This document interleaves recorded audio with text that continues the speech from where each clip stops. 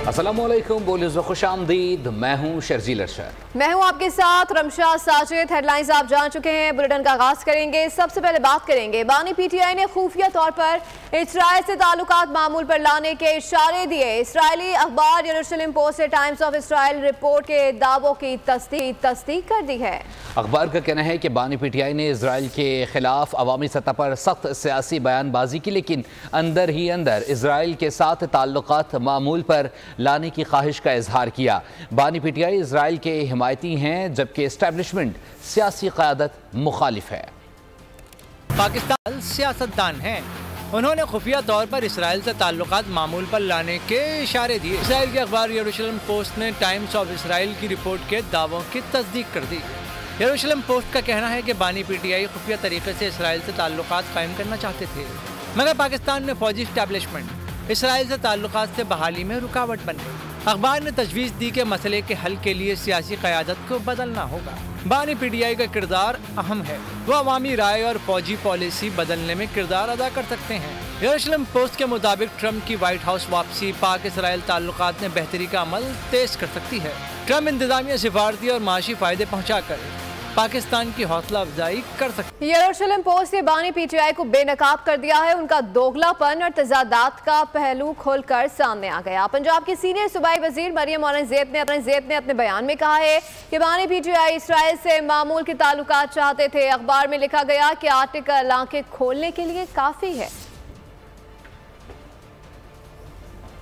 दूसरी जानिब वज़ीर इत्तलात सिंध शर्जील इनाम मेमन का कहना है कि बानी पीटीआई और इसराइल के ताने बाने खुलकर सामने आ रही हैं। यरूशलेम पोस्ट का इंकशाफ बड़ा अफसोसनाक है। खबर आई थी कि बानी पीटीआई की काबीना के वज़ीर खुफिया दौरे पर इसराइल गए थे। अगर इसराइल समझता है कि बानी पीटीआई उनके लिए बेहतर हैं तो कौम को सोचना चाहिए। इसराइल मुसलमानों की नस्ल कुशी कर रहा है। वज़ीर आज़म शहबाज शरीफ अमरीका रवानगी से कबल मुख्तसर दौरे पर लंदन पहुंच गए हैं। वज़ीर आज़म 23 से 27 सितंबर तक न्यूयॉर्क में अक़वाम मुत्तहिदा की जनरल असम्बली के इजलास में शिरकत करेंगे। वज़ीर आज़म सलामती कौंसिल के एजेंडे पर मसला फ़लस्तीन, मसला कश्मीर की अहमियत और बैन अक़वामी इक़्तिसादी ताल्लुकात में नाइंसाफ़ियाँ दूर करने की ज़रूरत पर जोर देंगे।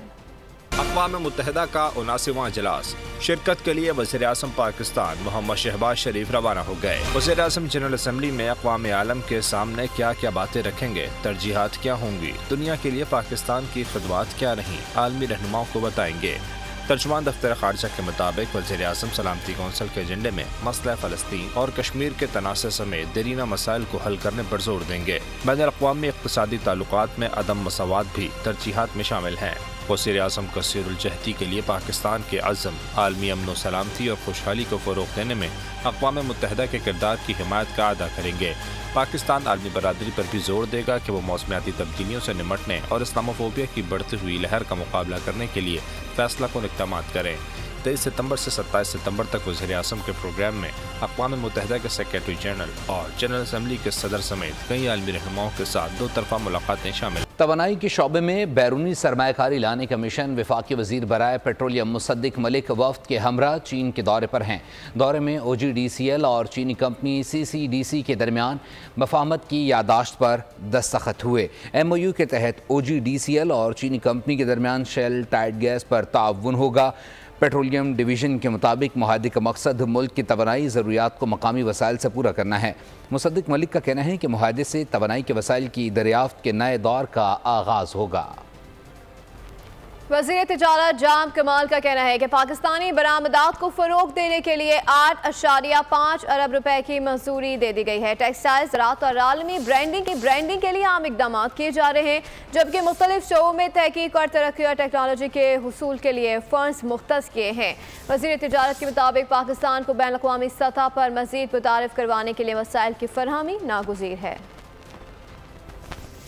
कर्ज उतारने का हुकूमती प्लान सामने आ गया है। वफाकी हुकूमत का इजाफी कर्जों पर इन्हिसार कम करने का फैसला। वज़ीर ख़जाना के मुताबिक हुकूमत बैक वक्त कर्जों की अदायगी की सलाहियत पैदा करेगी। बचत बढ़ाने के लिए कौमी बचत स्कीमों में बेहतरी लाई जाएगी। 71,000 अरब से ज़ायद कर्जा कैसे उतारा जाए, हुकूमत ने मंसूबा तश्कील दी। वफाकी हुकूमत इजाफी कर्जों पर इन्हिसार कम और बैक वक्त कर्जों की अदायगी की सलाहियत पैदा करेगी। वज़ारत ख़ज़ाना ने हल बता दिया। कहा, रियायती बैरूनी फाइनेंसिंग मुतहरिक की जाएगी। आलमी कर्जों से जारी मंसूबे जल्द मुकम्मल और कौमी बचत स्कीमों में बेहतरी लाई जाएगी। आलमी मार्केटों में यूरो बॉन्ड्स और बैनुल-अक़वामी सकूक जारी होंगे। टैक्स नेट फंसी और माली खसारा कम किया जाएगा। सरमायाकारी में वसत, डोमेस्टिक डेबिट कैपिटल मार्केट फाल, नॉन बैंक सेक्टर का क़याम होगा। शरिया कंप्लाइंट कर्ज मार्केट, पेंशन फंड्स, इंश्योरेंस और ईस्ट मैनेजमेंट कंपनियां कायम होंगी। हुकूमत ने रवा माली साल का टैक्स हदफ हासिल करने के लिए टैक्स कवानीन पर भरपूर तरीके से अमल दरामद करवाने का फैसला कर लिया। ज़राए के मुताबिक वज़ीर आज़म ने टैक्स इक़दामात पर मौसर अमल दरामद के लिए FBR के मनसूबे की मंजूरी दे दी। मनसूबे के तहत FBR ताजरों से कम 50 अरब रुपए और प्रॉपर्टी की कदर की नज़रसानी के जरिए 30 अरब रुपए हासिल करने का इरादा रखता है। मनसूबे में आइंदा 3 सालों में 10 बड़े सेक्टर्स की 43.5 अरब रुपए की मुकम्मल सेल्स को रेगुलाइज करना भी शामिल है। जुलाई और सितंबर में FBR ने 1.2 अरब के टैक्स हदफ के मुकाबले में सिर्फ 500 अरब रुपए का टैक्स इकट्ठा किया था। सब्सक्राइब करें और बेल दबाएं ताकि कोई खबर रह न जाए।